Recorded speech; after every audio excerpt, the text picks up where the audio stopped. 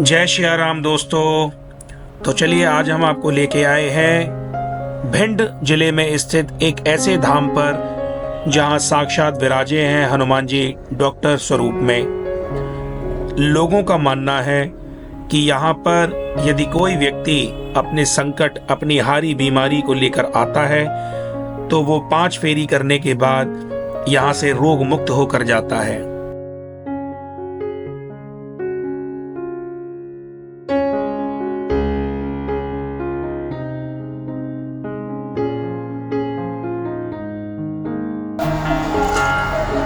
चलिए तो अब हम आपको लेकर चलते हैं इस मंदिर के प्रांगण में।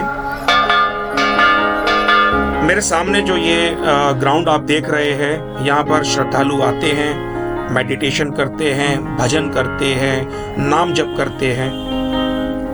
इसी के साथ ये रास्ता हमें लेकर जाएगा दंदरुआ महाराज के दर्शन के लिए।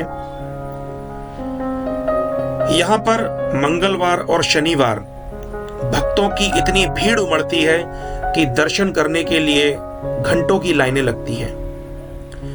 भक्तों का मानना है यदि व्यक्ति श्रद्धा पूर्वक सच्चे भाव के साथ अपनी समस्या यहाँ पर हनुमान जी के चरणों में रखता है तो हनुमान जी उसके सारे कष्ट को हर लेते हैं। यहाँ के कुछ नियम हैं।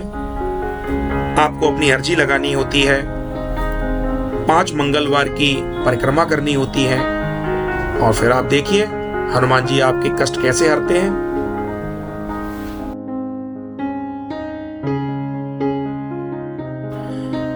परिक्रमा समाप्त होने के ठीक बाद हम आपको दर्शन कराने के लिए ले चलेंगे राम दरबार की ओर, जो कि ठीक सामने विराजे हैं हनुमान जी के।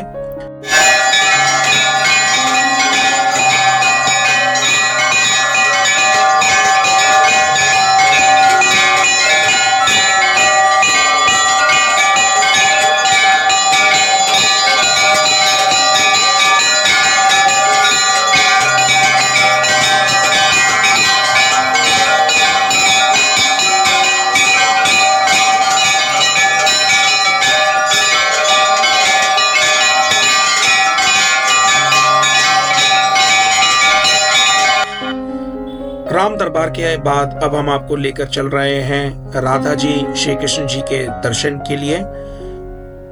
यहाँ अन्य कई सारे मंदिरों की स्थापनाएं भी हैं, तो चलिए हम उनके भी दर्शन करते हैं।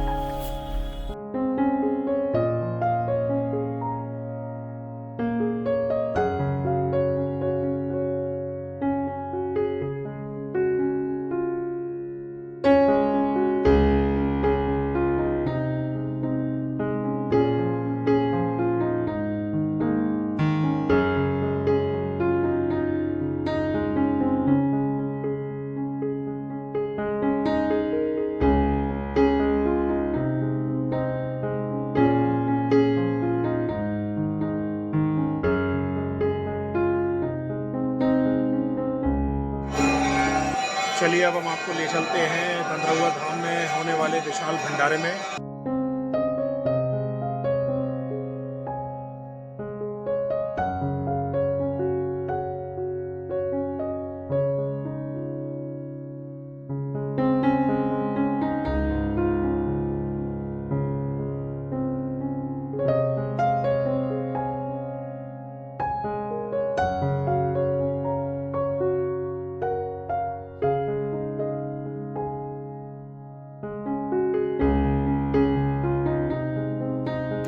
आइए अब हम आपको दिखाते हैं इस मंदिर का भंडारण कक्ष और जहाँ पर ये खाना बनता है, जहाँ स्टोर किया जाता है चीजें।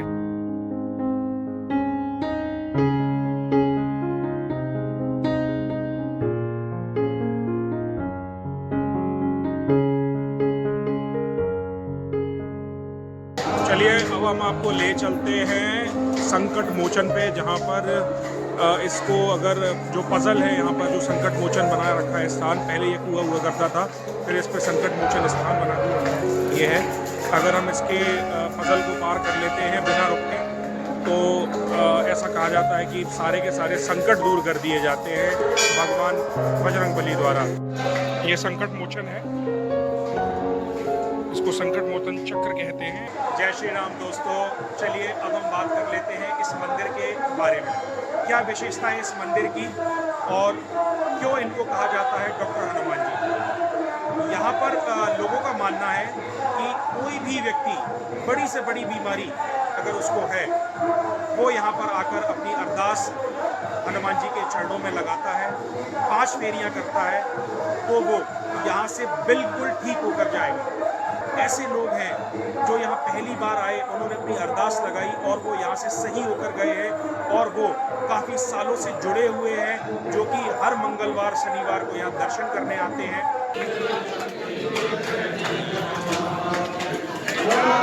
चलिए दोस्तों, अब हम यहाँ से निकल रहे हैं घर की ओर, और घर की ओर जाने से पहले हम आपको बता दें कि आप इस धाम पर कैसे पहुँचें। इस धाम पे पहुँचने के लिए आपके पास 2 रूट हैं, जिसमें कि पहला रूट ग्वालियर से है।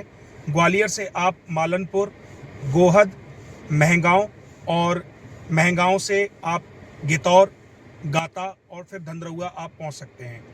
उसके अलावा यदि जो व्यक्ति यूपी से आ रहे हैं इटावा होते हुए, तो वो इटावा, भिंड, महगांव और सेम वही रूट गाता होते हुए धंधरौआ पहुंच सकते हैं।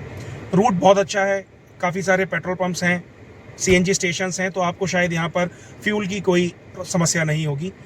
हाँ, अगर आप फैमिली के साथ आ रहे हैं तो यहाँ पे रुकने के लिए बहुत अच्छा जो स्टे है वो आप भिंड में कर सकते हैं, जो कि यहाँ से 40 किलोमीटर दूर है। और यदि आप यहाँ पर भी अगर रुकना चाहते हैं तो आप यहाँ के जो समिति है, यहाँ के जो गुरुजी हैं, आप उनसे मिल सकते हैं, बात कर सकते हैं। तो यहाँ पे काफ़ी सारे रूम्स हैं जो कि आपको अलॉट कर दिए जाएंगे, आप यहाँ रुक सकते हैं। जो व्यक्ति यहाँ रामायण कराना चाहते हैं वो रामायण भी करा सकते हैं। उसके अलावा यहाँ भंडारा चलता है, भंडारे में भी आप अपना यहाँ पर जितना भी आपका श्रद्धा है उस हिसाब से आप यहाँ दान कर सकते हैं, जो कि शनिवार और मंगलवार को चलता है। चलिए फिर मिलते हैं अगले व्लॉग में। जय श्री राम।